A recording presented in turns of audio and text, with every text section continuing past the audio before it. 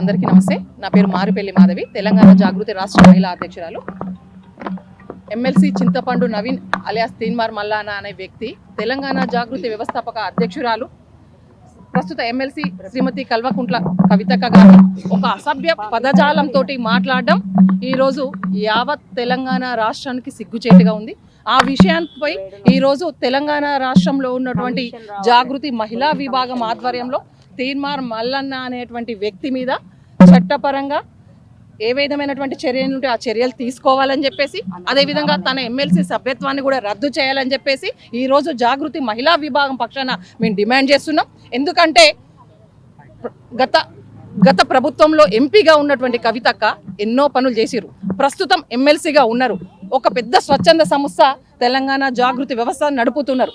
అలాంటి ఒక వ్యక్తినే ఈరోజు సాటి ఎమ్మెల్సీ అయినటువంటి ఒక వ్యక్తి అవమానకరమైనటువంటి మాటలు మాట్లాడారంటే ఆ మాటలను మా నోటితో చెప్పుకోవడం చాలా అవమానంగా ఉంది. ఒక మహిళగా మేము ఆ మాటలు మాట్లాడలేకపోతున్నాం. అంటే ఈరోజు మాలాంటి మహిళలు ఇప్పుడిప్పుడే మేము రాజకీయంలోకి వస్తున్నాం, ఇంట్రెస్ట్గా సమాజానికి ఏదో సేవ చేయాలని ఆలోచనతో వస్తున్నాం. మాలాంటి మహిళలు ముందుకు రావాలంటే భయపడేటువంటి పరిస్థితి. అంటే ఇలాంటి అవమానకరమైన మాటలు మాట్లాడుతుంటే మా కుటుంబంలో బయటికి ఎలా రాని సార్ చెప్పండి. ఆ స్థాయిలో ఉన్నటువంటి ఒక పెద్ద నాయకురాలనే ఈ మాట మాట్లాడినటువంటి నవీన్కి ఎమ్మెల్సీగా ఉండేటువంటి అర్హత లేదు అని చెప్పేసి ఈరోజు జాగృతి మహిళా విభాగం పక్షాన మేము డిమాండ్ చేస్తున్నాం. తక్షణ ఆయన ఎమ్మెల్సీ పదవిని వెంటనే రద్దు చేయాలని చెప్పేసి కోరుకున్నాం. అట్ ది సేమ్ టైం మహిళా కమిషన్ మేము కోరుకునేది ఏంటంటే ఇలాంటి అసభ్యకరమైనటువంటి పదజాలాన్ని మాట్లాడి దాన్ని సమర్థించుకోవడం కోసం తెలంగాణలో ఇట్లానే మాట్లాడతారని చెప్పేసి అంటూ పైపెచ్చు ఏమంటాడు, ఆమె మన ఐశ్వర్య రాయ్ అని చెప్పేసి అంటుండు.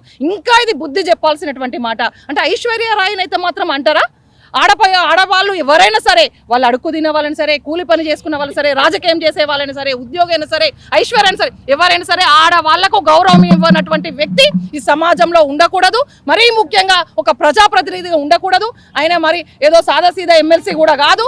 పట్టభద్రులు 3 ఉమ్మడి జిల్లాలకు సంబంధించినటువంటి పట్టభద్రులు ఓటేసి గెలిపిస్తే తను ఈరోజు ఎమ్మెల్సీగా ఉన్నాడు. 3 పార్టీలు మారిండు. మరి ఇంకా ఏం పార్టీ పెట్టబోతుండో తెలియదు. ఆయన ఏ పార్టీని పెట్టుకొని ఆయన ఏ రాజకీయం అని చేసుకోండి. రాజకీయ విషయాలను రాజకీయంగా చర్చించాలి తప్ప వ్యక్తిగతంగా ఇలాంటి దూషించొద్దు. వ్యక్తిగా పేరు పెట్టి కవిత అని చెప్పేసి మాట్లాడిండు. అది మాట్లాడింది తను తప్పు అని చెప్పేసి ఒప్పుకోకుండా పైనుంచి దాన్ని కప్పిపుచ్చుకొని ఈ రోజు తను ఐశ్వర్య రాయ్ అని చెప్పేసి అంటుండు. అది చాలా చండమైన మాట. మీరు ఈ రోజు తెలంగాణ రాష్ట్రంలో బయట అడుగు పెట్టండి. తెలంగాణ రాష్ట్రంలో ఉన్నటువంటి ఆడబిడ్డలందరూ ఎదురు చూస్తున్నారు.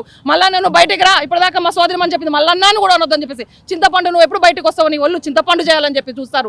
ఎందుకంటే ఆడపిల్లలందరూ కూడా సిగ్గుచేటుగా ఉంది. ఈ రోజు నీ ఇంట్లో ఒక చెల్లె ఉన్నది, నీ చెల్లె కూడా ఒక ఉద్యోగం చేస్తుంది, నీ చెల్లె కూడా ఒక యూనియన్ లీడర్గా ఉంది. నీ చెల్లెని కూడా మరి ఎంతమంది ఎన్ని మాటలు అంటారు అనుకోండి. మేము అనం, మా నాయకురాలు మాకు అలా నేర్పించలేదు, మాకు ఈ సమాజం అలా నేర్పించలేదు. మేము చాలా గౌరవంగా మాట్లాడతాం. మీ కుటుంబ సభ్యులనే మేము దూషించాలని కాదు.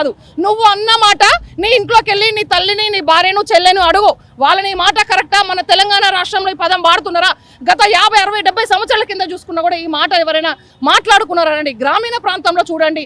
ఈ రోజు నువ్వు అన్న కదా బీసీ కులాలలో మాట్లాడుకునే, బీసీ కులాల పట్టు చర్చ పెడదాం. బీసీ కులాలు ఇలాంటి మాట ఎక్కడ మాట్లాడరా? నువ్వు అన్న నీ మున్నూరు కాపు బిడ్డవి, నేను కూడా నీ మున్నూరు కాపు బిడ్డని, నేను కూడా బీసీ బిడ్డని. నీకు ఓటేసినటువంటి నేను ఉమ్మడి వరంగల్ జిల్లాకు సంబంధించినటువంటి నేను కూడా ఒక పట్టభద్రుడు, నీకు ఓటేసినటువంటి మేము కూడా ఒక అభ్యర్థి వరంగల్ జిల్లా. ఈ విధంగా నేను ఇన్ని రకాలుగా నేను అడుగుతున్నా. మున్నూరు కాపు కులాలల్లో ఈ మాట ఎవరన్నా మాట్లాడుతున్నారా?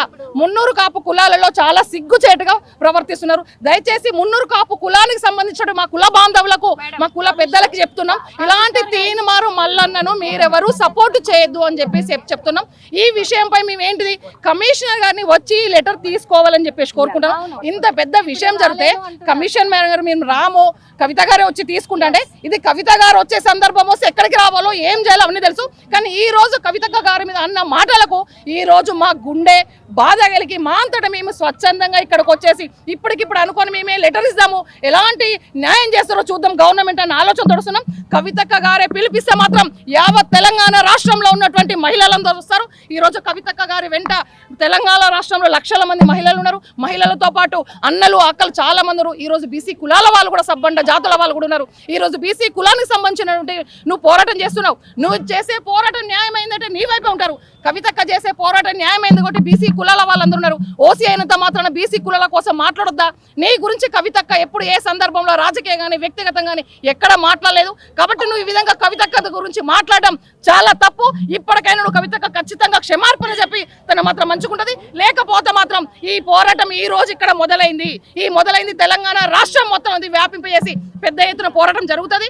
మీ గురించి అడగడానికి వచ్చి నిరసన తెలపడానికి వచ్చినటువంటి మా కార్యకర్తలను నువ్వు కొట్టించి ఫైర్ చేయించేసి మళ్ళీ పైనుంచి కేసులు పెట్టినావు. ఇది ఎంతవరకు న్యాయమో రాష్ట్ర ప్రభుత్వం గ్రహించాలి, తెలంగాణ సమాజం అంతా గ్రహించాలి, తెలంగాణ బీసీ బిడ్డలందరూ గ్రహించాలని చెప్పేసి కోరుకుంటూ వెంటనే తనపై చట్టపరంగా చర్యలు తీసుకోవాలని చెప్పేసి కోరుకుంటున్నాం.